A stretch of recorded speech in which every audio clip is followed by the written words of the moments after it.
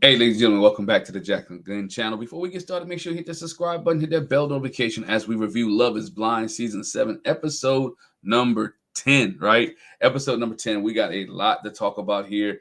We got to talk about a couple who split. There's been disrespect, and another couple realizes, and there's been forgiveness in one couple as well. So let's get started here. We start to show off with Nick and Hannah. They're gearing up for their big day. Nick and Hannah are taking engagement photos, taking pictures. They're showing off each other. They're showing the rings off. They're looking suave and smooth. Nick talks about should he get a box so he can kind of match up with Hannah's height.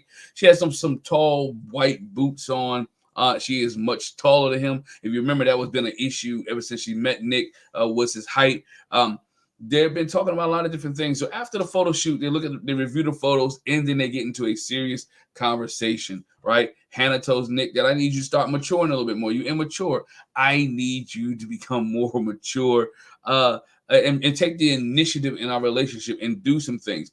Seemed like she been talking about initiative the whole time, right? She talked about Nick needed to take the initiative to take the trash out. He needs to take the initiative to do the dishes. He needs to take the initiative to walk her dog, right? Nick needs to take the initiative in the relationship. And Nick was like, hold up. Wait a minute. Stop the presses. Here we go. He said, look, it seemed like you try to tell me that I'm a level below you, right? That I'm a little beneath you. And Hannah, we know as Hannah doesn't mix any words. Hannah is telling him the truth. Now, Hannah says this, and I quote, I think you get treated like an equal when you start contributing like an equal. Sometimes I feel like at 28 years old, you should know how to do things. So it just frustrates me, right? We know Hannah been on her own since 18 years old. Nick is naive to some things, as we mentioned in the last review. Parents pays his car insurance. Parents pay his cell phone bill. Nick doesn't know how to boil water or make pasta. Hey, it is what it is, right? So she wants him to take the initiative, and when he does not take the initiative, it becomes frustrating to him. But Nick, as Nick always does, gets to being like the beat puppy that he is. Okay, dear, I'll do whatever you ask me to do. I'll do better. Bruh, get a backbone. Stand up for yourself just a little bit, right? Rise up just a little bit. But then we see Ramsey and Marissa as they start to work through their tension. There are some issues that they were talking about, right? We know from the last episode they talked about the issue of using the condom, not using the condom. It's 2024. If you don't have kids, don't want to have kids, put a condom on. If your girlfriend or your fiance doesn't want to take birth control, hey, bro, handle the business. This is grown folks conversation that you guys had to talk about. Ramsey's still upset about the timeline, right? Marissa saying her timeline has moved up. Ramsey says his timeline is going back. So somewhere you have to meet in the middle. Marissa also brings up the issue with the intimacy, right? Know that she's feeling pressured to be sexual with Ramsey, and she doesn't want to feel pressured, right? She's like, I got a lot of things going on. I got my vitamin D deficiency. I'm thinking I'm on my period. You talking about you don't want to use a Jimmy hat. I don't want to use a glove. I don't want to use a condom. There's issues, right? Ramsey explains that he just wants to ensure that they don't have any issues with their affection by the time they walk down the aisle. Bro, there's going to be some times with women and dudes not having sex. There's going to be some times where she ain't going to be able to give you some. There's going to be able to have some times that you won't be able to get it, and he's going to have to deal with it. How have you been dealing with it this long, right? Because to me, if I'm Marissa, this brings a red flag up. So that means you were having sex up until the pods. So if I didn't give you none, or you didn't have none for me, that means you will leave me. Questions, right? These are questions they need to have answered. And to me, it seemed like Ramsey like saying, look, if I don't get some, I'm gonna find it somewhere else. She even talks about what happens after we, and we have a child and it's postpartum depression and I don't feel like having sex. Or if I'm pregnant and I don't feel like having sex, or whatever case may be, I don't feel like having it. Is there gonna be a problem? And he was like, yeah, kind of like there's gonna be a problem. Like I'm going to leave or I'm going to probably step out. That's the way I took it. If I'm wrong, y'all let me know in the chat. But the way it came off was like he could not handle not having sex. Like he could not have, and he used the word, and I know he said affection or he said intimacy. Guess what? His code word for affection and intimacy was sex. Right? It was sex. It wasn't just let's hold hands and walk down the street and sing kumbaya. He was talking about getting it in. All right. That's what he wants. They also later they talk about their wedding plans. She talked about she don't want an aisle at a wedding. And he was like, how are we gonna walk down the aisle? That's weird, right? How are you gonna get there, right? You're gonna helicopter in, we're gonna bungee jump, right? We're gonna come down from the rafters and just fall in front of the preacher. What happens? You have no aisle. Or she doesn't want no center aisle, right? Because I had to really think about this. Maybe she doesn't want a center aisle, but she want outside aisle so they can both walk up on the outside and meet together at the preacher. See, I've been thinking about that right there, right? But nah, she talk about that. They discuss wedding plans. They want their parents to set their families to sit together and the guests to sit on opposite side, right? Things are starting to get between these two. You can start to see a little bit of friction. We see how this thing goes a little bit later, right? Then we get Alex. Alex meets Tim's family, right? Alex gets there. Tim introduces Alex to his parents, who inform her that they actually refer to their son as Drake instead of Alex. I know, look, man, I have a family where we all got nicknames, right? We call each other, we really very rarely we call each other by our real name, right? We call each other by our nicknames. But a whole different name, Drake, because you didn't want to get him confused with his dad, Tim. You named him Tim, right? You should have just named him Drake. You named him Tim. Call the man Tim. But anyway, they call him Drake. They tell Alex that their marriage, that they take marriage very seriously, and they explain that they've been married for about 40 years, right? To me, looking at dad looks like, oh gosh, looking like this the whole time. Seemed like mom runs the relationship here, right? Seemed like mom, she talked the whole time. Mom runs the relationship. Mom's in charge, right? That's how they made it 30. That's how they made it 40 years or 35 years. I can't remember the number. That's how they made it. All right. Then weird thing happened. Tim asked to speak to his parents privately, right? Like, don't you talk to your parents all the time? Shouldn't Ashley be talking? Shouldn't Alex be talking to your parents privately? Like, why they didn't show Alex and Tim parents having a one-to-one conversation? Yo, Netflix, Love Is Blind, y'all wrong for this, because what happens later makes us as the viewers begin to think, right? You wrong for this, for not showing that girl talk to these people for a long time. That's editing, and that's a problem, right? If you're not paying attention, you'll see what I'm talking about in a few minutes, right? He confessed that Tim talking to his parents, he confessed that there are small things that him and Alex are working out. His mom points out that she feels he's ready for marriage. What's she looking at? Right? Like, your son is not ready for marriage. He snaps on the little things, right? He doesn't handle arguments. Bruh, in marriage, you're going to have arguments. In marriage, you're going to have a disagreement. I've been married for 23 years. We have disagreements, right? Not disagreements that make you walk out the house. Not disagreements that make you slam in your car, close your car door. Not disagreements that make you say you want to get a divorce, but you're going to have disagreements. It's going to be those days. You're not going to agree on everything. There are going to be hot conversations. And the way that he wants to walk and run, you're looking for a fantasy, and it's not going to happen. So your son is not ready to be married. All right, there's more tension between Alex and Tim. Later on, as I mentioned, they don't film Alex talking to Tim's parents, nor do they film Alex sleeping, right? If you look at it, Alex, like, I'll be right back. She goes upstairs when Tim and his family go outside. She didn't say what she was going to go do. She just said, I'll be back. I'm going upstairs, right? She goes and take a nap here. Take an hour nap. She said she had talked to his parents for 4 hours, right? They talked to the parents about 4 hours. She said he talked to them. She was tired. Her body was tired. So she's like, I want to take a nap for an hour. Tim does not like that. He comes back, after they meet the parents, you see him in the apartment. Alex is fixing something to eat. Tim comes in. You can tell something wrong, right? He got that on his face. Like, are we going to talk now? Or we going to talk later? All right. And he's mad that she wasn't responding to his text messages or calls. She's like, I was at work. I didn't respond. Bro, you needy? Right? Are you that needy? I don't know how she was on before, but are you needy?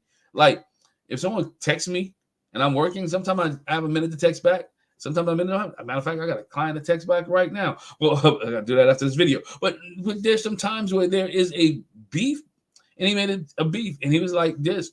Tim basically was saying, look, what you did with my parents and my parents' house was disrespectful. It was totally disrespectful. You didn't spend time with my parents. My parents drove 10 hours. Okay. They drove 10 hours. We got here. I spent 4 of them with them. He's like, you only stayed up for when the cameras were on. I'm tired. I'm no longer obligated to sit here. I don't see there's a problem, right? If she tells him I'm going to sleep, y'all let me know. Was there a problem with Alex to go to sleep if she was tired and she dealt with his parents for 4 hours? Or is he supposed to stay there? Is she supposed to stay up with them the whole time that they're there.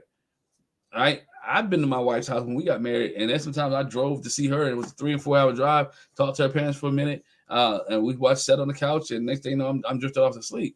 It happens. Each his own, right? Tim basically tells Alex, look, I don't think you're a wife. I don't think you're the wife that I'm looking for. Duh, right? You want somebody, yeah. You want a robot, right? You want somebody different. She is not the wife you're looking for. She's a little bit messy, yes, right? But she was like, hold on for a minute. You do all this 2 days? 2 days after you talked to my father, 2 days after you told my dad to marry me, I brought you in front of my father, right? I'm trying to do things the right way, and you tell me that you don't want to marry me. It's not like it's a month after, it's not a year. It's like 2 days. She's hurt, right?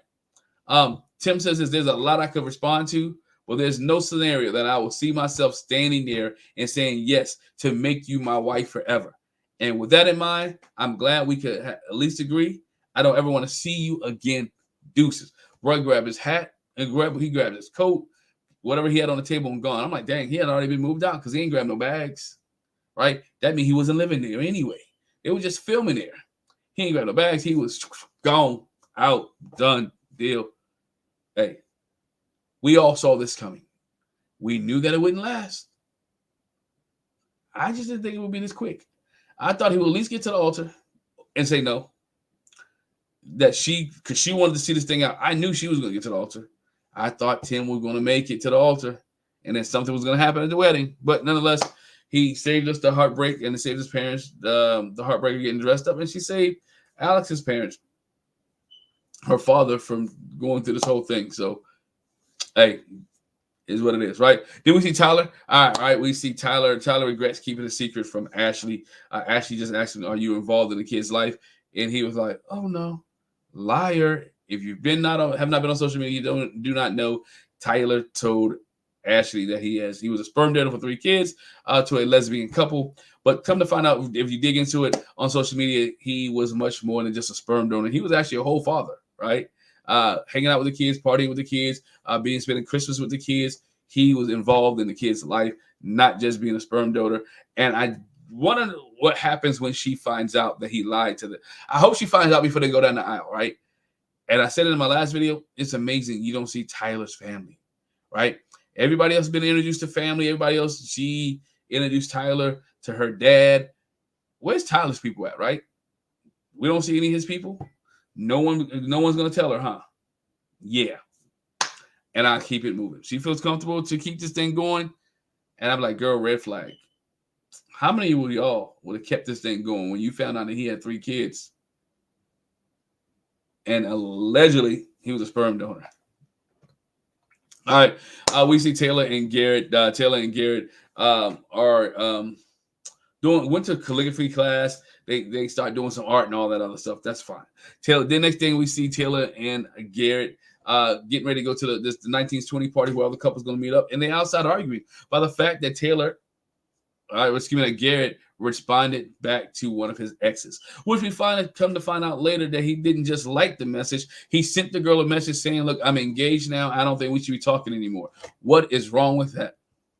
The man cut it off. Most people want the guy to cut it off. He ain't pull a Steven and like, yo, girl, can we do it one more time? Can we get together like this? Like, stop making drama. This is not a drama situation.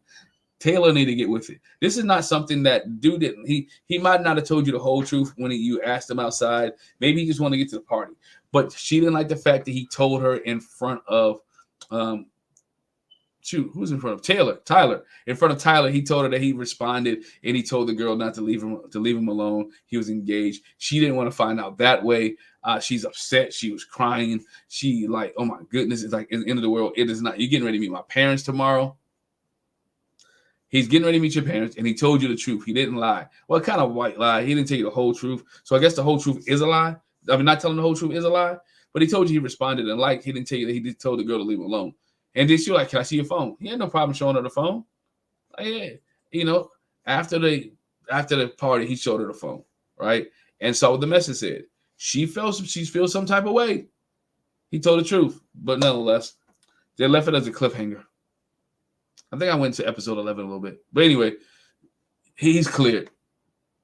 He didn't do what you think he did. He just responded to the girl like, leave me alone, right? I'm engaged now, and we can't be doing this. Why are you mad? Somebody let me know. Because he responded to the ex. He has to cut ties. If he doesn't cut ties, she's going to keep calling him. She's going to keep texting him. So, hey, he did the right thing, and you're really mad. That's a problem there. Big problem. But all the couples meet up. We see, as the couples meet up, we see Bowden, right? Marissa gets to meet Bowden for the first time. They have a great conversation. Ramsey's not really jealous at all with their conversation. They're getting deep into the involvement. And she realized that Bowden would have been a great friend, right? He would have been a great friend, but not really what she was looking for in a relationship. She imagined he would be a little bit shorter and maybe a little bit wider. But nonetheless, they had a good time, right? Hannah, this is where I kind of cringeworthy. I don't know if women do this. Y'all let me know in the chat. Do women sit there and confess to other women what their husbands don't do in the bedroom? That's what she did with Nick. She put Nick on blast. And it wasn't just for the other girls because we watched this as well, right? She admits that Nick is a little bit inexperienced in the bedroom. She also reveals that Nick does not like eating cat or like going down on her at all, right? She tells the girl this, that Nick needs some, that she likes to experiment in the bedroom, and Nick is like playing Jane, right? I don't know if you tell people, y'all talk about your stuff like that. Let me know. I'm just asking. But anyway, things get real interesting because her best friend Katie, which I forgot they were best friends. They knew each other before the pods. That her best friend Katie finally shows up and gets to see Nick. For the first 3 days, Katie and Nick was each other's number ones, and then Katie just stopped talking to Nick, right? Nick and Katie sets aside and they start having a conversation, which we find out was a 40-minute conversation. At first, Hannah didn't care that Nick and Katie would hang out and talk. She's like, yeah, they go ahead. Katie said several times, oh, Nick is cute. Nick is handsome. Nick is real. I didn't know Nick would look like that. They have a conversation. Basically, Nick tells Katie, look, I appreciate you. You look nice, but, I'm with Hannah, and Hannah's the one that I want to be with. I'm getting married. I did like you for the first 3 days, but you just cut me off. And she's like, I cut you off because you were used to what I was dating, and I didn't want to date. I didn't want to date that anymore. I wanted to date something different. Plain conversation. They talked 40 minutes about that, how they, about their relationships. Hannah got mad because they discussed this for 40 minutes, right? They talked a long time, and alcohol played a little role into it because she's a little inebriated. She's a little drunk. They get home. Nick and Hannah have a long discussion about Katie. Nick, like, what did I do wrong? And I think I went to episode 11 again, but either way, what did I do wrong? Nick has no problem. Katie said, tell Nick, you know what? I didn't think you were mature enough to be in a relationship with me, so I had to let it go. We'll continue the Nick and Hannah situation in my next video, episode 11, because it gets deep. She gets a little bit deep with Nick and talks to Nick. She talks reckless to Nick.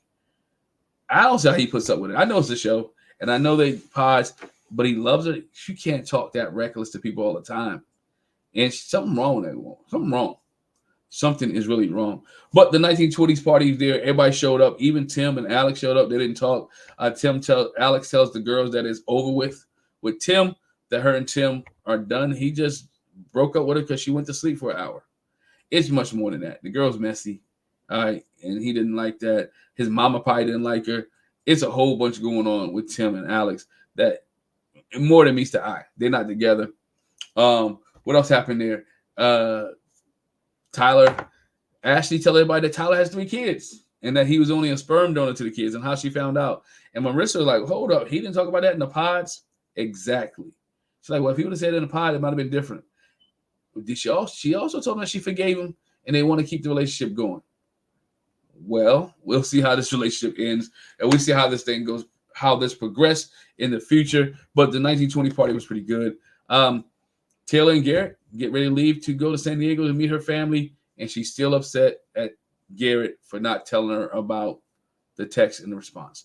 Hey, leave a comment in the comment section below. Tell me what your thoughts are on episode number 10 of Love is Blind. Would you have stayed with your man or woman if you found out they had 3 kids? Would you let your spouse in person talk to you like the way Hannah talks to Nick? Did Garrett do anything wrong when he told his ex that he's engaged now and he doesn't want her, they don't want to respond to her anymore. Let me know in the comment section below. Appreciate you. Thanks for rocking with me, and we talk to you later. Peace.